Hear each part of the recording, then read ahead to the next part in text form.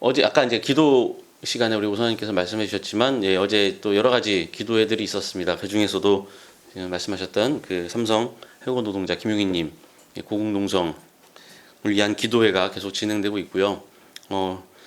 그 어제 가보신 분들은 뭐 말씀하셨지만 그 아스팔트 위에 엄청나게 뜨겁고 정말 습하고 먼지와 뭔가 소음들이 가득한 곳에 50일 넘게 한 사람이 있습니다. 다들 그 사실을 기억해 주시고 함께 기도해 주시고 또 시간 나실 때마다 함께 연대해 주셨으면 좋겠습니다. 한 사람이 있습니다. 그는 이 세상이 어떻게 생겼는지 전혀 알 수 없습니다. 부모의 얼굴도 모릅니다. 그리고 자신의 얼굴이 어떻게 생겼는지도 모릅니다. 그는 태어나면서부터 눈이 전혀 보이질 않았기 때문입니다. 그는 눈이 보이지 않았기 때문에 글을 읽을 줄도 모릅니다. 당연히 토라니 율법이니 알 길이 없습니다. 지식을 쌓거나 세상의 이치를 경험할 수 있는 기회조차 그에게는 주어지지 않았습니다. 말 그대로 무식한 사람이었습니다. 그는 몸도 건강하지 못했습니다. 어릴 적부터 가난했던 탓에 제대로 된 것을 먹어본 적이 없었습니다. 부모도 눈이 보이지 않는 그 자식을 부담스러워했습니다. 아니, 사람들의 눈이 무서워서 숨겨서 키울 수밖에 없었습니다. 어느 정도 나이가 들고 나서는 그는 언제나 길거리에서 지낼 수밖에 없었습니다. 밖에서 구걸이라도 해야 먹고 살 수 있기 때문입니다. 그 사람의 이름은 저주였습니다. 성서에는 그 사람의 이름이 나타나지 않습니다. 하지만 그 사람의 이름은 저주입니다. 아니, 사람들이 그를 저주받은 자라고 불렀습니다. 자신은 태어날 때부터 한결같이 그대로였는데 사람들은 그를 죄인이다라고 불렀습니다. 자신은 태어날 때부터 그저 눈이 보이지 않았을 뿐인데 사람들은 그것이 그가 저지른 죄 때문에 저주받은 것이다라고 합니다. 뭐 그럴 수도 있겠다 싶었습니다. 어릴 적부터 눈이 보이지 않는 자신을 낳은 부모를 원망했었으니 말입니다. 그리고 자신을 이렇게 비참하게 내버려둔 하나님을 원망했었으니 어쩌면 그는 죄 지은 것이 맞을지도 모른다라고 생각했습니다. 하지만 그러다가도 순간 억울함이 치밀러 올랐습니다. 이미 부모와 신을 원망하기 전부터 자신은 눈이 보이질 않았는데 도대체 무슨 죄 때문이냐는 억울한 말입니다. 그는 죄를 지을 기회조차 얻지 못했는데 죄인으로 낙인 찍혀 저주를 받았다는 사실이 너무나도 억울했습니다. 하지만 더 참을 수 없는 것이 있습니다. 그것은 바로 그가 눈이 보이지 않는 그 시각장애인으로 태어난 것이 그 자신뿐만 아니라 그의 부모가 저지른 죄 때문이기도 하다는 저 거룩한 사람들의 말 때문입니다. 100번 양보해서 만약 그렇다고 치더라도 죄를 저지른 것은 자신의 부모인데 왜 부모의 눈은 아무렇지도 않고 자신이 그 죄를 뒤집어 써야 하냐며 억울하다고 불공평하다고 소리 지르고 항변하고 싶었습니다. 하지만 아무런 소용이 없었습니다. 사람들은 율법에 그대로 써 있다며 그것이 바로 신의 뜻이다라고 했습니다. 그리고 그에 대해 항변하는 것은 신성 모독이다라고 또 다른 죄를 뒤집어 씌우려고 할 뿐이었습니다. 그리고 어느 순간 그는 자신이 죄인이고 자신의 부모도 죄인이기 때문에 자신이 시각장애인으로 태어난 것은 어쩔 수 없는 일이라며 체념하기 시작했습니다. 언제 무슨 죄를 저질렀는지는 정확히 모르겠지만 죄를 지어 그에 합당한 벌을 받고 있는 것이다라고 생각하기로 마음먹었습니다. 아니, 이제는 그냥 그렇게 인정하고 사는 것이 더 편하다고 여겼는지도 모릅니다. 그는 길거리에 나가 성전 근처에 자리를 잡고 앉았습니다. 아무래도 성전 근처가 가장 수입이 좋다고 하니 말입니다. 그리고는 자신을 죄인이다라고 정죄한 그 거룩한 사람들의 자비를 구하기 시작했습니다.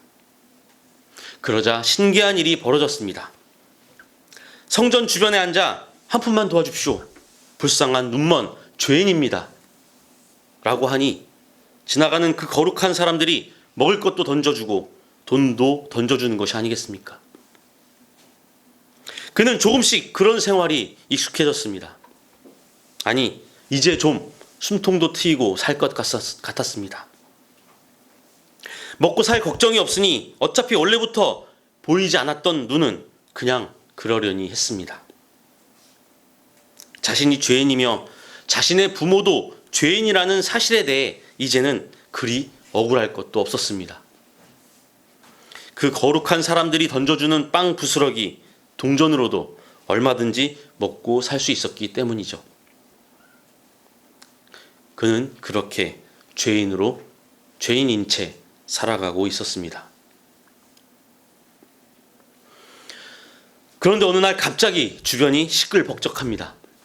그러더니 어떤 이들이 그 사람 앞에 멈추어 자기들끼리 이야기하기 시작합니다. 그리고 그중 한 사람이 이렇게 묻습니다.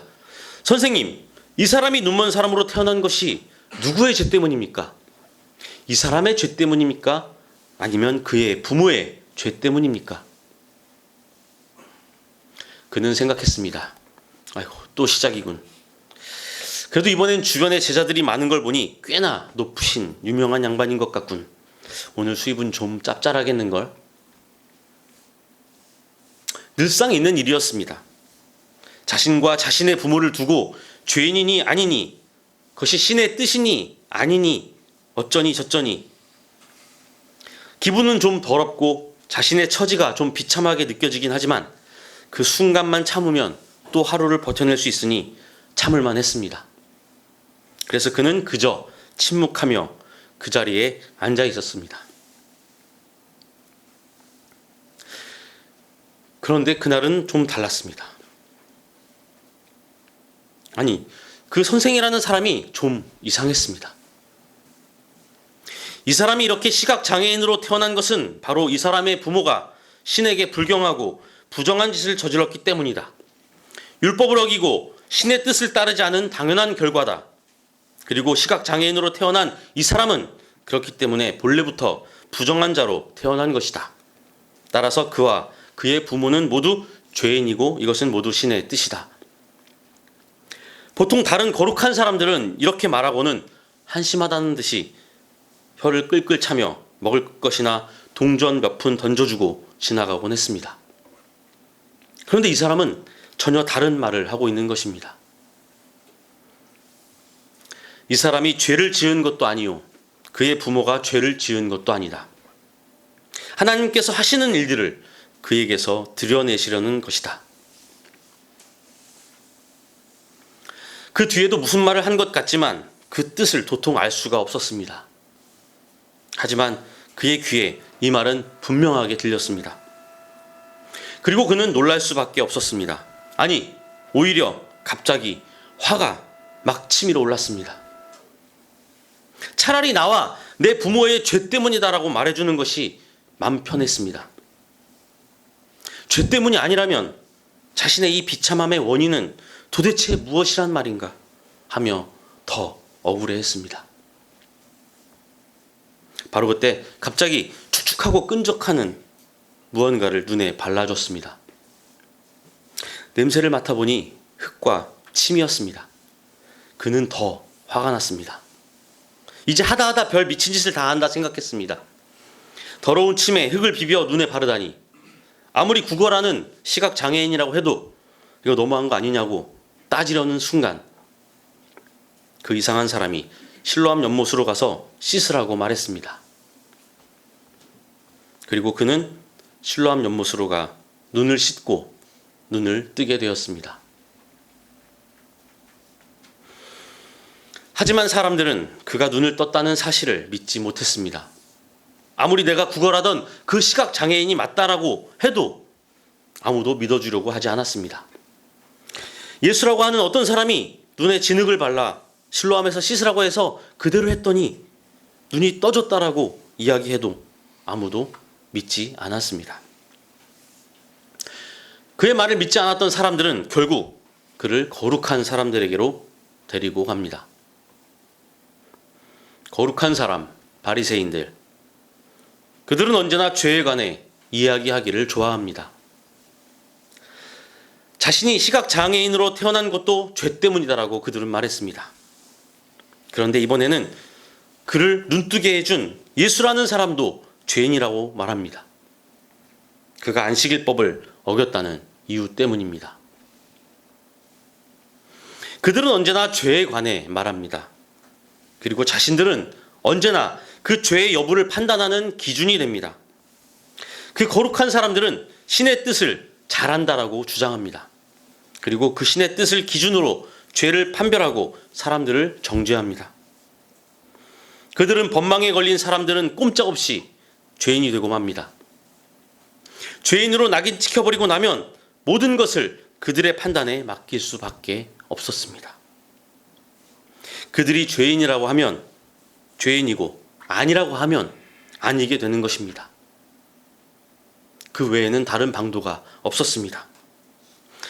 그들의 이 거룩한 법망에서 빠져나올 수 있는 방법은 없었습니다. 오직 그 안에서 순응하며 포기하고 살아갈 수밖에 없었던 것입니다. 그들은 신마저 자신들이 만들어낸 그 그물망 안에 가두어 놓습니다. 아니, 그들은 자신들이 만든 그 가짜 신이 진짜라고 믿었고 또 사람들에게 믿도록 강요했습니다. 그들은 가짜를 만들어 놓고 진짜를 보았다라고 거짓말하는 사기꾼들입니다. 그 가짜 안에 포기하고 안주하며 사는 것이 진정한 삶이다라고 속이는 사이비들이었습니다. 그들은 지금 우리가 사는 이 세계가 정상이고 안전하다고 호도하는 그런 사람들이었습니다. 그리고 그 가짜로부터 탈출하려고 발버둥 치는 사람들을 죄인으로 불순분자로 몰아 학살하는 살인자들이기도 했습니다. 그들은 자신들이 얼핏 본 그 신의 그림자를 신 그 자체라고 속이며 우리는 신을 보았다, 우리는 신의 뜻을 안다 라고 주장하는 거짓 예언자들입니다. 눈을 뜬 그 사람은 이제 그 거룩한 사람들이 만들어낸 거짓의 거미줄이 보이기 시작했습니다. 자신의 눈을 뜨게 해준 사람마저 죄인이다라고 말할 수밖에 없도록 부추기고 몰아세우는 그 거룩한 척하는 사람들의 실체가 보이기 시작했습니다. 그동안 자신이 포기하고 안주하며 살았던 삶의 실체를 보기 시작했습니다. 그는 이제 더 이상 그들이 쳐놓은 그 거룩한 그물망 안에서 살고 싶지 않았습니다. 더 이상 그 거룩한 사람들이 만들어낸 가짜 신을 섬기며 살 수 없었습니다. 그는 그 거룩한 사람들에게 외쳤습니다. 나는 오늘 하나님으로부터 보냄을 받은 사람을 만났소. 그리고 그는 내 눈을 뜨게 하였소. 그동안 당신들이 말한 신은 가짜요. 나는 오늘 진짜 신을 만났소. 이렇게 외친 그는 결국 그 거룩한 사람들이 쳐놓은 울타리 밖으로 쫓겨나고 맙니다. 하지만 그는 이제 진짜 신을 만나 진짜 삶을 살기 시작했습니다. 그는 자신이 눈먼 이유를 비로소 알게 되었습니다. 그것은 눈멈의 사건과 눈뜸의 사건을 통해 드러나는 이 세계의 허상을 폭로하기 위함이었습니다. 보고 있지만 보지 못하는 그 거룩한 사람들과 그들이 만든 거짓 세계와 가짜 신의 허상을 폭로하기 위해 그는 부름을 받은 것입니다. 그의 눈멈과 눈뜸은, 그리고 그 사건은, 그의 본질은 보지 못하고 욕망과 거짓에 휩싸인 세계의 지배자들의 실체를 여실히 드러내주고 있습니다. 따라서 그는 세상 죄를 지고 가는 하나님의 어린 양으로 이 땅에 보냄을 받은 것입니다. 그는 지금 자본의 욕망이 만들어낸 거짓 세계의 껍데기를 깨고 나와 위태롭게 흔들거리지만 모두가 보이는 높은 곳에 앉아 우리에게 그 가짜 신이 만들어낸 거짓 세계를 폭로하고 있습니다. 지금 한국 사회의 가장 거룩한 곳, 가장 높은 곳에 앉아 있는 사람들, 가장 많은 죄인들, 가장 많은 불순분자들을 만들어내고 있는 초거대 기업 삼성, 그리고 그것을 지지해주는 많은 교회와 많은 권력들, 그리고 그와 함께 우리의 세계와 삶을 지배하고 있는 가짜 신을 섬기며 교묘히 법망을 치고 그 안에 앉아서 먹이를 기다리고 있는 자본가와 권력가들이 있습니다. 그들의 불의한 실체와 그들이 섬기는 가짜 신이 창조한 이 거짓 세계의 허상을 폭로하고 있는 인간세, 삼성 회고 노동자 김용희 님에게, 그리고 또 다른 곳에서 함께 투쟁하며 탈출을 감행하고 있는 모든 이들 위해 참 하나님의 영이 언제나 함께 하시길 간절히 기원합니다. 그리고 그들과 함께 손잡고 연대하는 우리 들꽃 향림 공동체 위에 함께 하시길 또한 간절히 기원합니다. 다 함께 침묵하겠습니다.